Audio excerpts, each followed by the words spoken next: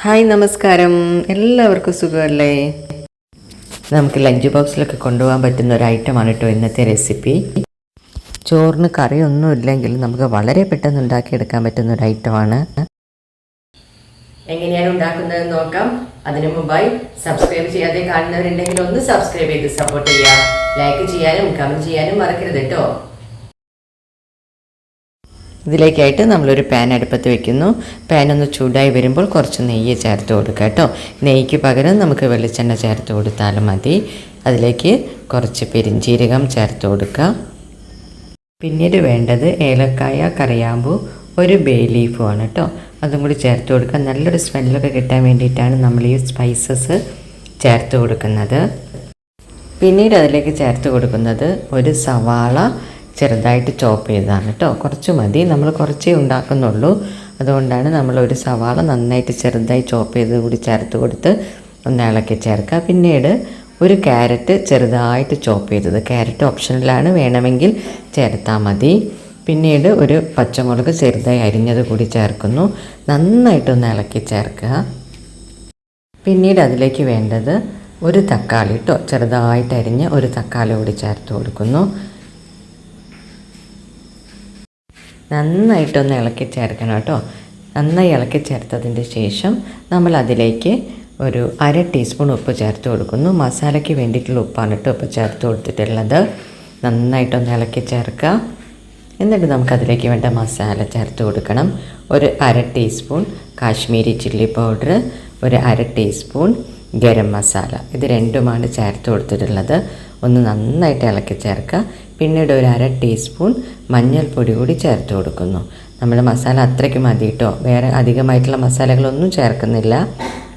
പിന്നീട് നമ്മളതിലേക്ക് മസാലയൊക്കെ ഒന്ന് വെന്ത് കിട്ടാൻ വേണ്ടിയിട്ട് നന്നായിട്ട് വഴറ്റി വന്നതിന് ശേഷം കുറച്ച് വെള്ളം ഒഴിച്ചു കൊടുക്കുക കേട്ടോ. മസാലയൊക്കെ ഒന്ന് വെന്ത് കിട്ടാൻ വേണ്ടിയിട്ടാണ് കുറച്ച് വെള്ളം ഒഴിച്ചു കൊടുക്കുന്നത്. അധികം വെള്ളമായി പോകരുത്. നമ്മുടെ മസാലയൊക്കെ ഒന്ന് വെന്ത് വരുന്നതിന് വേണ്ടിയിട്ടാണ് കുറച്ച് വെള്ളം ചേർത്തത്. നന്നായിട്ടൊന്ന് ഇളക്കി ചേർത്ത് വറ്റിച്ചെടുക്കുക. ആകെ കൂടി ഒരു 5 മിനിറ്റേ നമുക്ക് ആവശ്യമുള്ളൂ ഇത് ഒന്നായിട്ട് പ്രിപ്പയർ ചെയ്തെടുക്കാൻ വേണ്ടിയിട്ട്. ഇനി നമ്മളതിലേക്ക് നന്നായിട്ട് വഴറ്റി വന്നതിന് ശേഷം നമ്മളതിലേക്ക് മെയിൻ ഇൻഗ്രീഡിയൻ്റ് ആയിട്ടുള്ള മുട്ട ചേർത്ത് കൊടുക്കണം കേട്ടോ. നമ്മളൊരു സൈഡിലേക്ക് മാറ്റി വയ്ക്കുക. മസാലയൊക്കെ ഒരു സൈഡിലേക്ക് മാറ്റി വെച്ചിട്ട് നമുക്ക് ഈ സൈഡിലൊന്ന് മുട്ട വേവിച്ചെടുക്കണം കേട്ടോ.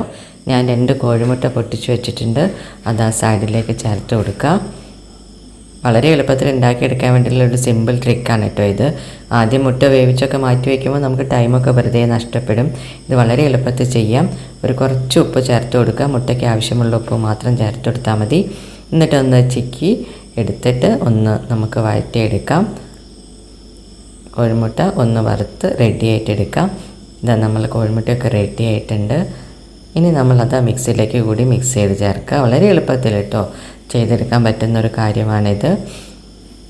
കുട്ടികൾക്കൊക്കെ വളരെ പെട്ടെന്ന് 5 മിനിറ്റ് കൊണ്ട് തന്നെ നമുക്കിത് ലഞ്ചാക്കി കൊടുക്കാം.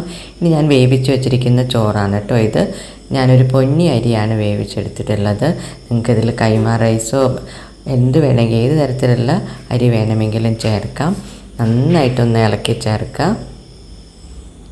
ഞാൻ കുറച്ച് ഉപ്പ് ചേർത്ത് വേവിച്ച ചോറാണ് കേട്ടോ. നമ്മൾ ഓൾറെഡി മസാലയ്ക്കുള്ള ഉപ്പേ ആദ്യം ഇട്ടിട്ടുള്ളൂ. അതുകൊണ്ട് കുറച്ച് ഉപ്പിട്ട് വേവിച്ച ചോറാണ് ചേർത്തിട്ടുള്ളത്.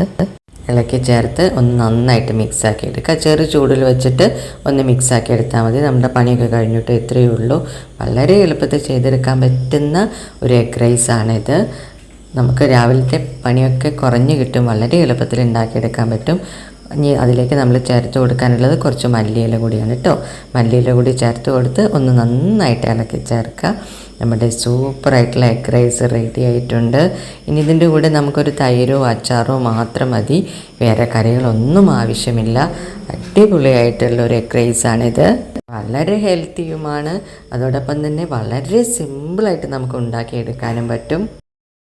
വീഡിയോ ഇഷ്ടപ്പെട്ടാൽ ഒന്ന് ലൈക്ക് ചെയ്യുക. സബ്സ്ക്രൈബ് ചെയ്യാത്തവരൊന്ന് സബ്സ്ക്രൈബ് ചെയ്ത് സപ്പോർട്ട് ചെയ്യുക.